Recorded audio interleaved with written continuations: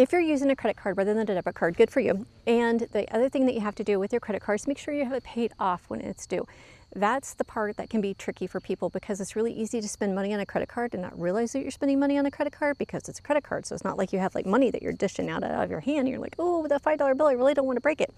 No, a credit card's like pretend money. And the problem with that is that our brains do not register it. Now, one way you can get around this is you can start tracking everything that you spend by just keeping a notebook with you and actually writing it down.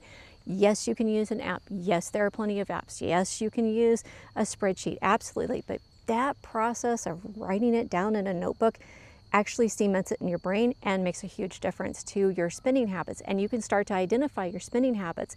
The other layer to that is once you start writing it down, write down why you're buying the thing, what your emotions were at the time, because that is the easiest way to identify triggers that something triggered you, something like, made you mad or made you upset or whatever.